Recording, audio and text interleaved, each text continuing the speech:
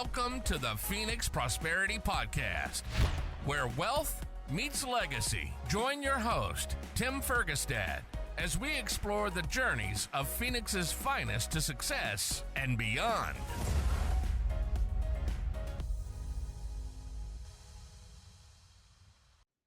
All right. Hello, this is Tim Fergestad. Thank you for joining us. I'm very pleased to have Amy Yackowski with me here today. Amy has a strong background here. I'm going to read through all this because it's all great. Amy's the co-founder, or is the founder and chief evolution officer of Painted Porch Strategies, a company dedicated to helping healthcare staffing firms navigate change and scale their businesses. With over 19 years of experience in the staffing industry, Amy combines her expertise in operational optimization, team development, and coaching to create lasting transformation for her clients. As a certified change management practitioner and emotional intelligence expert, that's something that I need help with. Amy focuses on building resilient, change-ready leaders and teams that can overcome burnout, crazy important nowadays, communicate effectively, and collaborate seamlessly. Her unique approach draws inspiration from stoic principles, hence the painted porch, I imagine, to help organizations develop emotional resilience and shift mindsets to what's in their control in order to thrive. More stoic stuff. A dynamic keynote speaker and self-described operational archaeologist, Amy's passionate about uncovering opportunities for growth and improvement in staffing firms' processes, culture, and communication methods. Welcome to the show, Amy. Thank you for joining us. Thank you, Tim. Thanks for having me. And thanks for reading all of that. I couldn't remember what I wrote, but I was like, gosh, that girl sounds pretty impressive. Right? That's all good stuff. It's I've had a number of guests lately talking about whether it's like private equity buying groups or just maintaining profitable companies over time. Is culture is so important nowadays, and how it's easily lost in transitions and so forth as well. And staffing and maintaining staffing seems to be a big part of your focus as well. So can you give a quick snapshot of your business right now, maybe? What you do, what your company does? Yeah, so we really focus on change readiness within our industry. But I will say that we don't just focus on the staffing industry. Those just tend to be my background. Those are my people. I've been working alongside them for almost 20 years. But we really focus on this idea of change readiness. And I like to clarify when people say, oh, change management. And I say, sort of, but not really. Change management is usually what happens once the change has already kicked off. You know, once a project you have, whether it's an operational redesign or maybe a merger and an acquisition, or in my space where I usually get involved is when there's some sort of digital transformation or digital adoption. They're trying to upgrade their systems and their processes, what they're doing today, because they recognize what got you here won't get you there. And so the change management is really what happens once that project is underway. Once you're already making the decisions, having the meetings, designing the future, change readiness is really in preparing these individuals, these leaders, and these teams to take on these big efforts, these big projects that are meant to create some sort of transformation as opposed to tinkering that you might otherwise see when it comes to change. Okay, so is it more laying out some blueprints and strategies for the protocols and that, or is it mindset, or is it a combination of? It's a combination of both. We like to talk about designing a path, which is an acronym, but designing a path for change success and recognizing that the linchpin of any successful change is people, and it starts with their mindset and how they view change, how they perceive change, how they interpret, or the experiences that they've had with change, but also how they can effectively work and communicate with each other in order to move change forward. So we have a plan, but because any type of change, especially when we talk about people, adds complexity. We can't necessarily say, well, if we just tick all of these boxes, then ta-da, change is magically going to happen. When you introduce complexity, you introduce variance. And so the plan is more like a map. It's more of a route. I like to say it's like a triptych. Like you remember back in the day, I think we're around the same age, AAA, before we had MapQuest or Google Maps or GPS of any kind, Mhm. you would go to the AAA office anytime you were going on some sort of trip, and they would create a triptych for you. And that triptych was a map that would say, okay, starting from point A to point Z, here's the path that you're going to take. But along that path, we're going to call out and identify where maybe there might be some construction, or you have to take an alternate route or a detour. And so when it comes to creating that path for change, we have the overall plan of where it is you're trying to go and why, but recognize that within that, it is not one single route that is going to get you there. We're going to have some bumps, some obstacles, maybe some detours and such that we're going to encounter along the way. So it's being flexible with how we do change as Right. opposed to just trying to follow a very fixed plan. Is that one of your strengths, and is helping I hope people? so. Well, I guess one of the challenges must be that some people don't have a growth mindset, right? In these teams, right? Hmm. And they're fixed and they fear change. And so how do you deal with Yeah. that? Well, one of the things that I like to say, and this was something that I am passing along from a teacher that I had, was that when we think about change, we talk about resistors or resistance. And the truth is that they're not resisting, they're simply responding. They're responding based on what they know, understand, or feel that they're capable of doing today.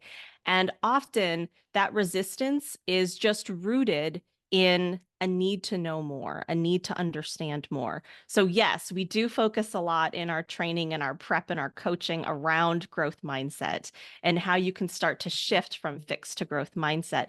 But it's really leaning in a little bit more to help these individuals feel that they are prepared, that they have the confidence and the capability and the clarity to actually consider this change moving forward. And it's not a splashy ad campaign, or it's not selling all the benefits or Right. having, a positive newsletter that you send out every week. Those people need more than that. And it's Right. understanding that each of us interpret and approach change a little bit differently. And by taking the time to understand those different styles of change responses that we Right. might see, and then how we can effectively connect and navigate and give them what they need to move change forward.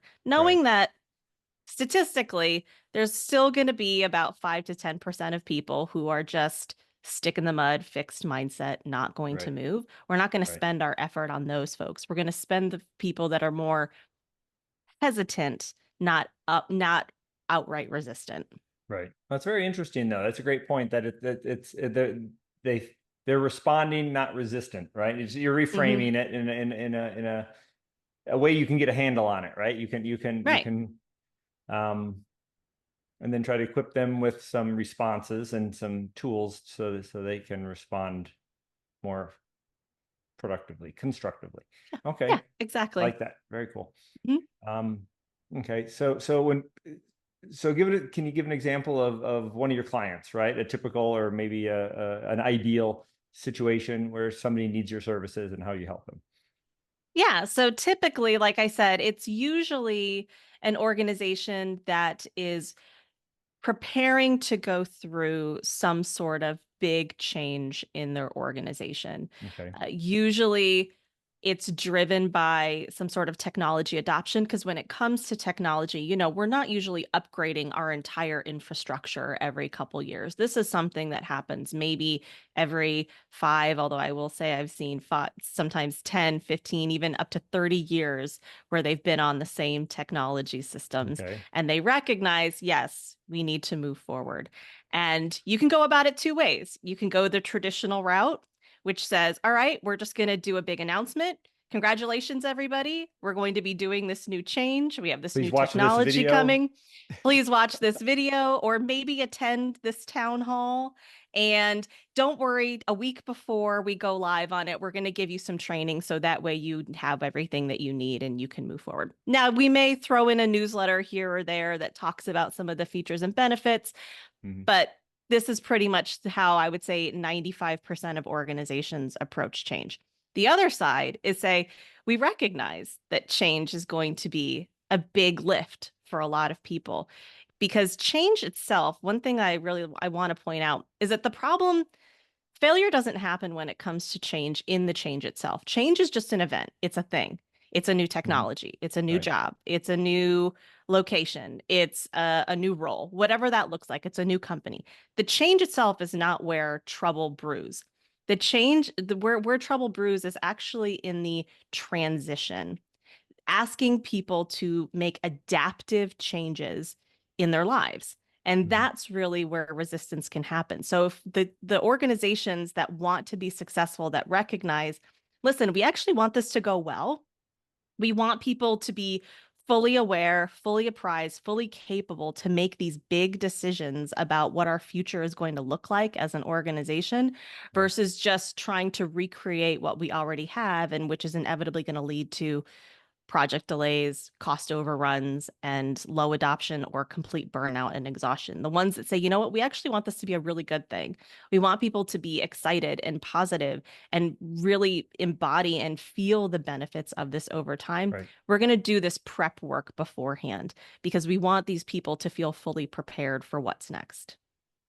What percentage of people, as you said, 5 or 10 maybe, are stick in the muds, don't make it through the change, right? Is it from a staffing lens? Yeah.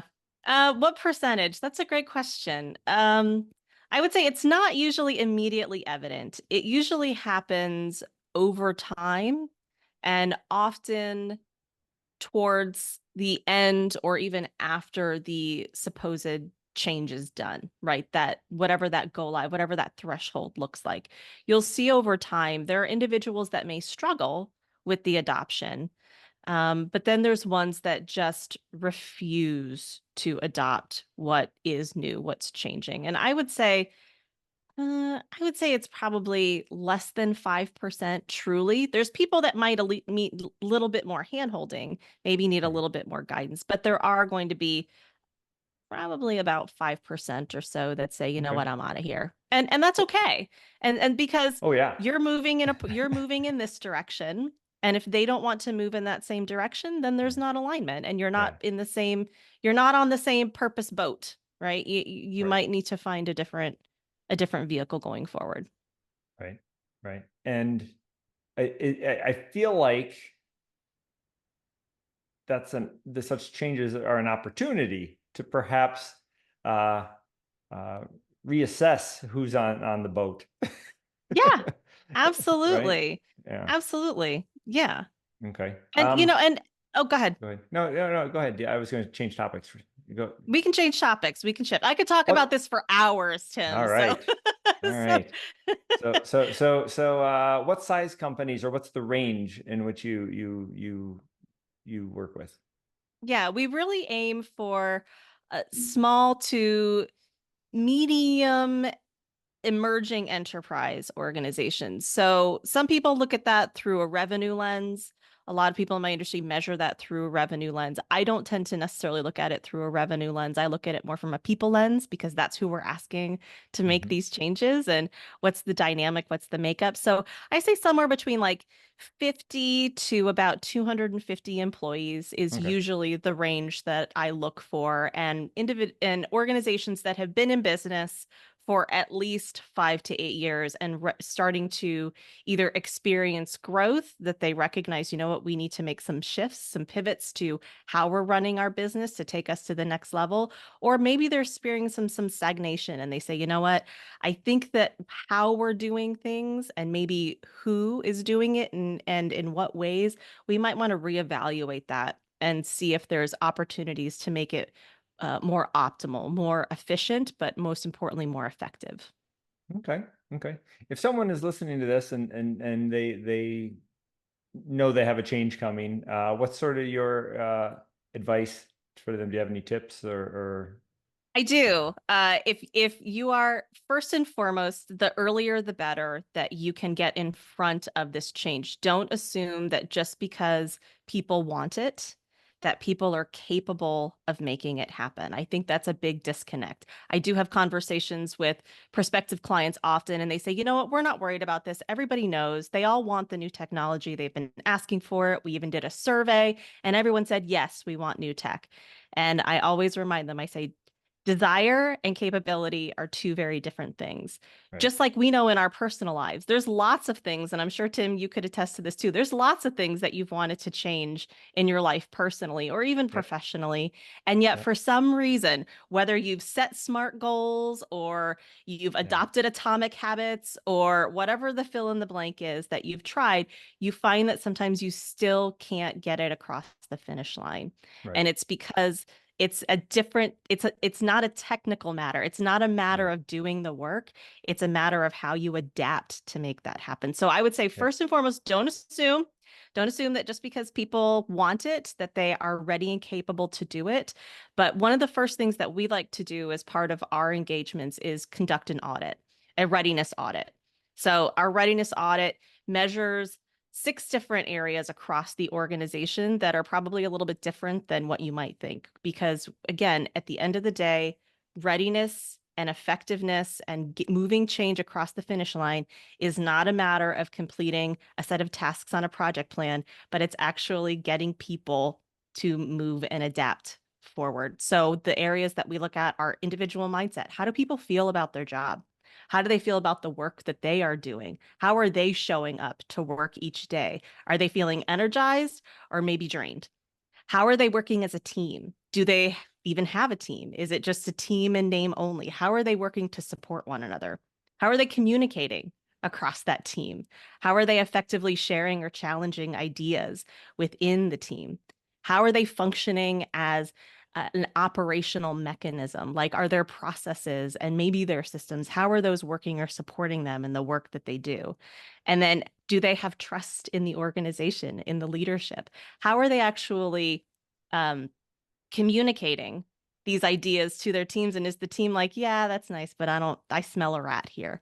Those are all really important components. And are they aligned, and do they understand the mission and the values and the purpose of the organization? Because if that doesn't align, or if the change that you're doing or you're proclaiming you want to do doesn't align with what you've Right. stated your vision and your mission and values are as a company, there's going to be a very difficult uphill battle to climb in order to make that change happen and Sure. get it to stick. Sure. I was thinking about it also in more of like a personal commitment or motivation sense, right? Like Hmm. it doesn't matter how good your communication is or you're with other people and it's like everybody knows how to have 6-pack abs, right? But so Yep. few people do it, right? And well, if we make sure you have the right values, you want to be healthy, you want all these other things, but that doesn't mean they still do it, right? It's Hmm. there's some personal accountability at some levels, right? Yeah. Yeah, absolutely. And actually, I could probably, again, go down a whole rabbit hole here, but there is this concept. There's this body of research that was done by these 2 Harvard professors, Bob Kagan and Lisa Leahy. And it's this idea that they recognized over time that says, why do people struggle so much with change? Why is it we talked about it earlier, why is it that you want the 6-pack? You've even maybe done all the research on the 6-pack. You know the exact things you need to do, the food you're Mhm. supposed to eat and not eat. You have all of the technical components Right. of what it takes to create a 6-pack, and yet, to your point, so few people do. And they discovered what they refer to as an immunity to change, which is a really cool way to think about it. It's Okay. basically saying, as individuals, if you think about your immunity, your physical immunity, it's there to help fight off something that could harm you, right? Right. It's there in your body innate to attack anything that's in there. Now, with our actual physical immunity, you probably also know that it doesn't discern between the good and the bad. It just attacks whatever's there. And the same What's thing is foreign? true. What's foreign? Exactly. Right. And Right. so the same thing is true when it comes to change. And until we can uncover what our actual immunity is, the thing that deep down we're not really even fully aware of. But Right. once we really do some unpacking and we uncover deep down, we can recognize that, oh, this is why I can't get a six pack. It's not because of willpower. It's not because I don't want it enough. It's not because I haven't created the right habits. It's because there's Right. something working against me Right. There's a limiting internally. belief, conscious There's or something there. subconscious. Yep, Right. there's exactly. They call it a hidden belief, hidden barrier, or a big assumption. There's Okay. something there underneath that all intended, well-intended effort is not creating the desired outcome. So do you have to put on a therapy hat with some people and figure and go into their past or why I mean, because there's only so much bandwidth you guys have to. Yeah. Yeah. Well, I would never say I'm a therapist. What I do is simply provide a platform and a mechanism for them to do their own exploration. And then from that information that they uncover, they make the decision as to what they want to do next about it. I'm not here to diagnose anyone. I'm just more here to provide a map, right? A map and a path to progress when it comes to change, whether it's personally or like what we tend to focus on is professionally. But at the end of the day, all of this is about people, and people are people, and we are people when we show up at work or in our life. So I don't like to discern necessarily. These are people skills that translate into how you Right. approach and drive meaningful progress in your business. Right. I guess one of the things I'm a nerd, right? I was a scientist and Yeah. not particularly introspective, right? Not very socially aware or emotionally intelligent. And I'm trying to get better. It's one thing I've learned is kind of like when people win the lottery, right? A lot of them go broke again later in a couple of years because the fundamental person didn't grow the skills to keep that amount of money, to make that money, and to be Hmm. responsible. Um, uh, uh, what's the word? Somebody to oversee whatever. So point is you have to become the person, right, to get the results, right? You can't just get the Hmm. results without becoming the person who gets those type of results, right? So it's Right. a lot of Yeah. self accountability there, I imagine. Hmm. Yeah, absolutely.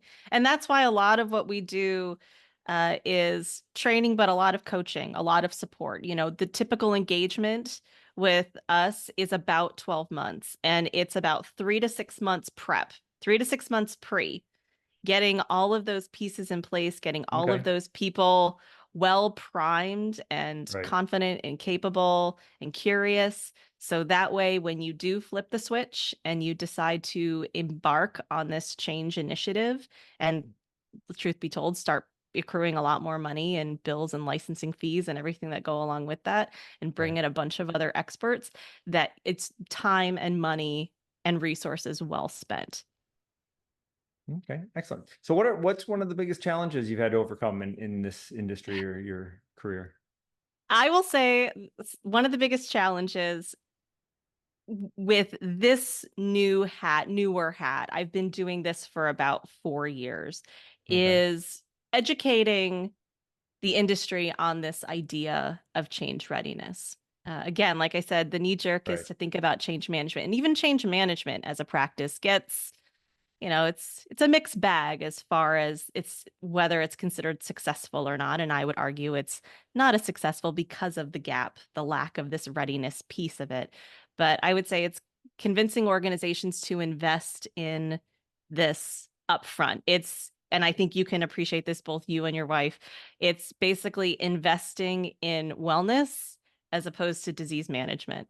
Right. Right. And so Okay. often when Yeah. we think about change, e- e- especially with these projects, we think about change as something that you do closer to the end of when the change needs to be executed or realized.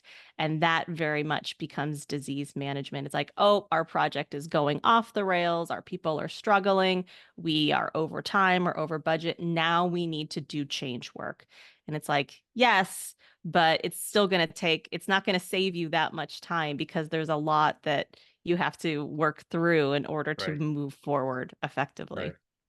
Right. And Yeah. is time kind of one of the factors that has to be in there? You can't just people need time to marinate in the change before they Yeah. can actually implement it. Yeah, absolutely. And the more time, the better. Okay. The old adage, when was the best time to plant a tree? 20 years ago. When's the second best time now? All right. I think the same is true when it comes to change. And that's where we really try to position as creating a culture of change. We talked about culture at the top of the call, creating a Right. culture of change or having more of a growth or innovative mindset. So that way change doesn't feel like these big, heavy events that people have to, Right. take on and grin and bear and plow through as best they can. But instead it becomes small pebbles that you're Right. iterating in Right. small, meaningful ways over time. Dominoes. Yeah, exactly. Exactly. Yeah. Okay. Excellent. Well, that Chinese tree planting proverb is on my website too, because it's a good one. Oh, good. Um, Yeah. yeah, which Especially is when it about it. comes to wealth management and Right. planning ahead of time. Yes. It's the same Exactly. principle. It's the compounding interest of investing in the readiness of your leaders and your teams.